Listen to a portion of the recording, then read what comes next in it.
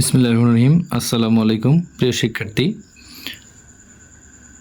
আজকে আমাদের ক্লাসে থাকছে নবম দশম শ্রেণী অনুশীলনী 3.5-এর 31 এবং 32 নম্বর অঙ্কের সমাধান। তো প্রথমে আমরা 31 নম্বর অঙ্ক শুরু করব। এখান থেকে দেখো, এখানে বলা আছে 5% হার মুনাফায় 8,000 টাকা, 3 বছরের সরল মুনাফা ও চক্রবৃদ্ধি মুনাফার পার্থক্য নির্ণয় করো। তাহলে আমরা এখান থেকে প্রথমেই লিখে নেব যে এখানে দেওয়া আছে যেহেতু মুনাফার হার, তাহলে লিখব মুনাফার হার আর সমান 5%। তাহলে এটা সমান হবে 5/100 কাটলে 20, অর্থাৎ এটা হবে 5/1/20। তো এটা আসলো আর এর মান 1/20। তো আমরা এখন আসল লিখব। আসল পি সমান 8,000 টাকা।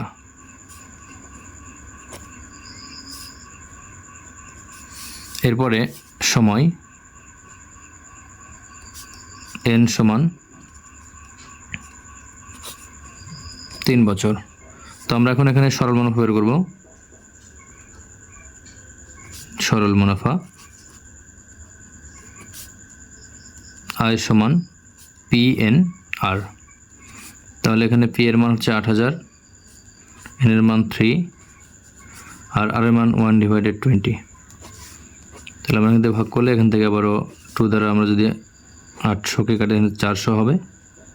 400 ইন্টু যদি 3 করি তাহলে হচ্ছে 1200 হবে, 1200। তো আমরা এখন চক্রবৃদ্ধি মুনাফা বের করব। তো দেখো, চক্রবৃদ্ধি মূলধন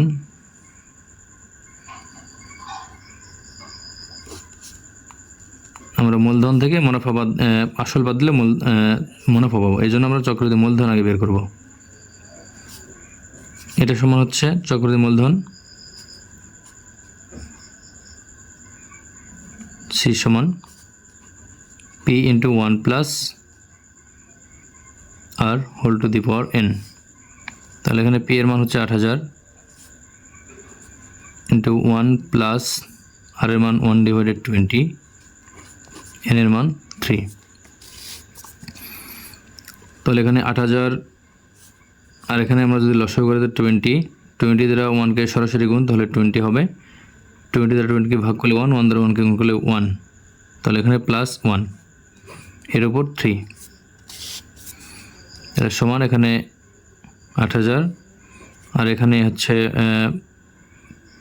20 প্লাস 1, তাহলে 21/20 এর উপর কিউব।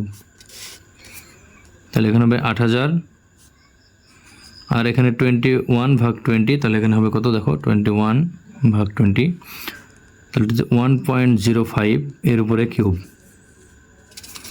তো এখন আমরা 1.05কে কিউব করব।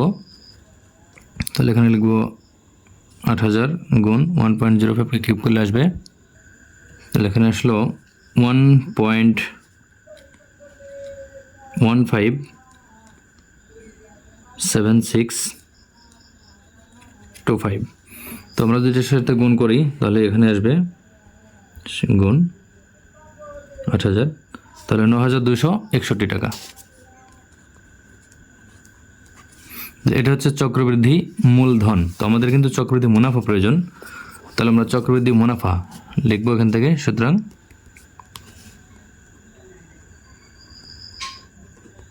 চক্রবৃদ্ধি মুনাফা সমান সি মাইনাস পি, অর্থাৎ এখান থেকে আমরা বাদ দিব। সি এর মান হচ্ছে 9,261 মাইনাস পি এর মান হচ্ছে 8,000। তাহলে এখানে হবে 9,261 বিয়োগ 8,000, তাহলে 1,261। তাহলে এটা হচ্ছে চক্রবৃদ্ধি মুনাফা। আর আমাদের সরল মুনাফা ছিল এই যে 1200 টাকা। তো এখন চক্রবৃদ্ধি আর সরল মুনাফার পার্থক্য। সুতরাং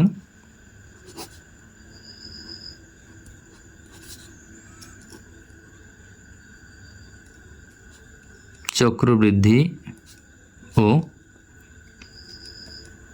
সরল মুনাফার পার্থক্য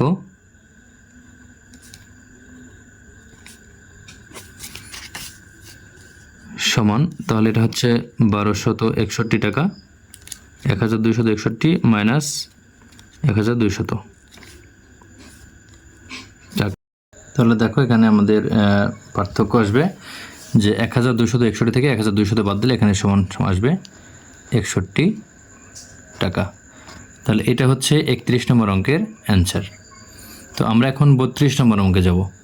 তো দেখো 32 নম্বরে বলা আছে যে মিষ্টির উপর মূল্য সংযোজন কর অর্থাৎ ভ্যাট X%।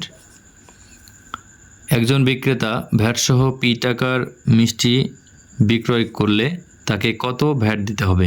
এখানে দেওয়া আছে X = 15, P = 23 হলে ভ্যাটের পরিমাণ নির্ণয় করতে হবে। তো আমরা প্রথমে চলকের মাধ্যমে করব। দেখো 32 নম্বর, আমরা এখানে লিখে নেব যে ধরি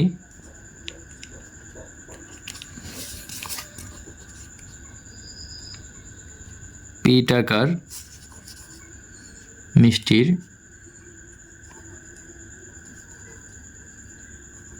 মিষ্টিতে ভ্যাট সমান Y টাকা। আমরা ধরে নেব যে পি টাকার মিষ্টিতে ভ্যাট Y টাকা। তাহলে এখানে আমাদের ভ্যাট বাদে মিষ্টির বিক্রয় মূল্য কত হবে? তাহলে এখানে হবে কি ভ্যাট বাদে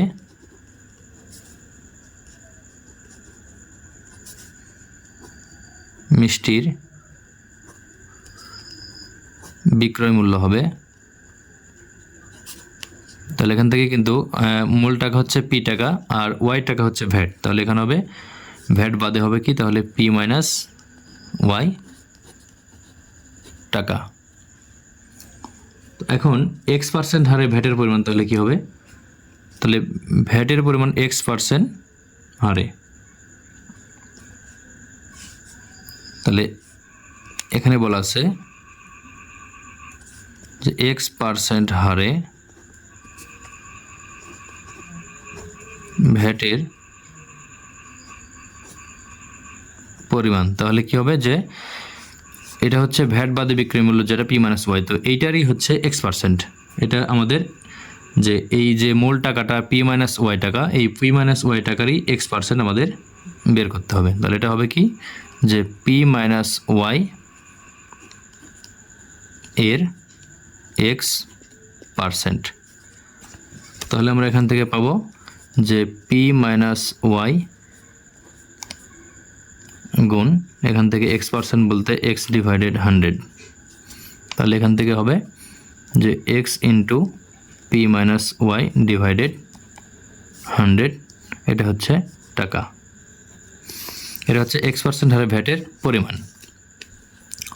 তো এখন আমাদের এখানে যেহেতু বলা আছে যে পি টাকার মিষ্টি বিক্রি করে তাকে কত টাকা ভ্যাট দেবে, আমাদের এটা বের করতে হবে। তো যেহেতু আমরা পেয়েছি যে X% হারে যে ভ্যাটের পরিমাণ সেটা আমরা পেয়েছি, তাহলে আমরা ভ্যাটের পরিমাণ কিন্তু আমরা Y ধরে নিয়েছি।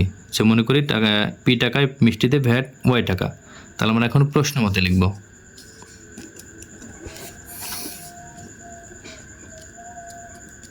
প্রশ্ন মতে এই Y টাকা সমান যে ভ্যাটের পরিমাণ আমরা চলকের মধ্যে বের করছি, এই ভ্যাট আমরা এটা লিখব।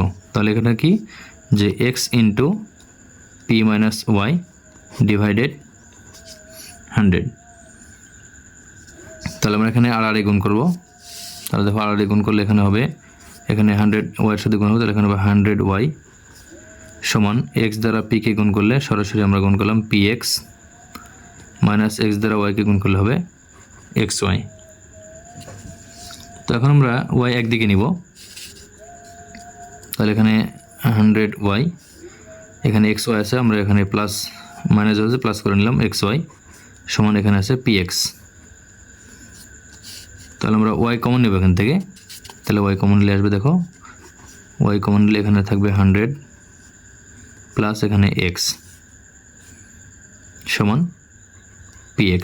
তো আমরা এখন Y সমান যেটা পাবো যে বা Y সমান হবে এখানে PX ডিভাইডেড এখানে যে Y এর সাথে 100 প্লাস X গুণ অবস্থা ছিল, এটা ডান পাশে ভাগ হয়ে যাবে 100 প্লাস X। তো এখন আমরা এটা যেহেতু Y এর মান পেয়েছি, তো এখন আমরা যেহেতু এখানে বলা আছে যে X এবং পি এর মান যেহেতু বলা আছে এক্স এর মান 15 এবং পি এর মান হচ্ছে 2300 টাকা, তাহলে এটা যদি হয় তাহলে আমরা এই সমীকরণ থেকে আমরা এই ওয়াই এর মান কিন্তু পাবো। আর ওয়াই এর মান যদি আমরা পাই তাহলে কিন্তু আমরা এই যে ভ্যাটের পরিমাণ পাবো, অর্থাৎ পি টাকায় মিষ্টির যে ভ্যাট দিতে হয়েছিল সেই ভ্যাট আমাদের এই যে ভ্যাটের পরিমাণটা বের করতে হবে। তার মানে ওয়াই বের করলে আমরা সেই ভ্যাটের পরিমাণ পাবো এখান থেকে। তাহলে আমরা এখানে সুতরাং এখানে লিখতে পারি যেহেতু পি সমান 2300 এবং এক্স সমান 15 যেটা দেওয়া আছে, তো আমরা এই সমীকরণে এটা এই মানগুলি বসাবো। তাহলে সুতরাং ওয়াই সমান তাহলে হবে কি যে পি এর মান হচ্ছে 2300 এবং এক্স এর মান হচ্ছে 15 আর ডিভাইডেড এখানে 100 প্লাস এক্স এর মান 15। তাহলে আমরা এখানে গুণ করবো, এবার নিচে আমরা যোগ করব। তাহলে এখানে গুণ করলে হবে, দেখো তাহলে এটা গুণ করলে আসবে 34,500। আমরা এখানে গুণ করে দেখলাম 34,500 আর এখানে 100 এবং 15 এটা যোগ করলে হবে 115। তো আমরা এখন এটাকে ভাগ করবো, তাহলে ভাগ করলে দেখা আসবে কত 34,500 ভাগ 115, তাহলে সমান এটা হচ্ছে 300। অর্থাৎ আমাদের এখানে কিন্তু ভ্যাট দিতে হয়েছে 300 টাকা, অর্থাৎ ভ্যাট এর পরিমাণ কত টাকা 300 টাকা। তাহলে সুতরাং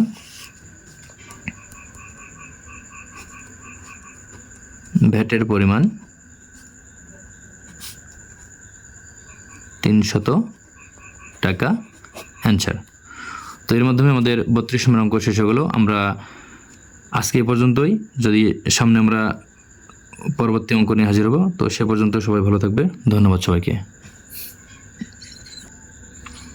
তাহলে এটা হচ্ছে 300 টাকা, কিন্তু আমাদের এখানে বলা আছে দেখো যে আমাদের দুইটা অ্যান্সার করতে হবে, যে মিষ্টির উপর বিক্রয় করলে তাকে কত টাকা ভ্যাট দিতে হবে, এটা কিন্তু চলকের মাধ্যমে। আর যদি এক্স এর মান 15 এবং পি এর মান যদি 2300 হয় তাহলে ভ্যাটের পরিমাণ কত, অর্থাৎ আমরা এখানে দুইটা অ্যান্সার বের করব। তাহলে একটা আমরা অলরেডি বের করেছি, যে আগেই বের করেছিলাম যে ওয়াই এর মান, যেটা আমাদের ওয়াই এর মান ছিল দেখো এখানে ওয়াই সমান ছিল P x divided 100 plus x, যেটা আমরা ওয়াই সমান ধরেছিলাম ভ্যাট, অর্থাৎ ভ্যাটের পরিমাণ।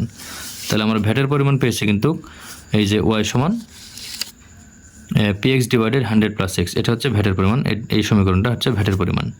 আর আমরা যে এখন যে মানটি আমরা পেলাম যে 300 টাকা, এটা হচ্ছে যদি এক্স এর মান 15 এবং পি এর মান 2300 হয় তাহলে কিন্তু আমাদের এইটা অ্যান্সার হচ্ছে। তাহলে আমাদের দুইটা অ্যান্সার। সুতরাং আমরা লিখতে পারি যে সুতরাং আমরা এভাবে লিখতে পারি যে ভ্যাটের পরিমাণ ভ্যাট, আচ্ছা আমরা ভ্যাট লিখতে পারি সমান পি এক্স ডিভাইডেড, যেখানে ছিল P x divided 100 plus x, তাহলে এখানে 100 প্লাস এক্স, এটা হচ্ছে ভ্যাট, এটা আমরা টাকায় লিখব। এবং ভ্যাটের পরিমাণ যেটা সংখ্যায় আমরা পেয়েছি, পরিমাণ পি সমান 2300 এবং এক্স সমান 15 হলে তাহলে সেটা পেয়েছি আমরা 300 টাকা।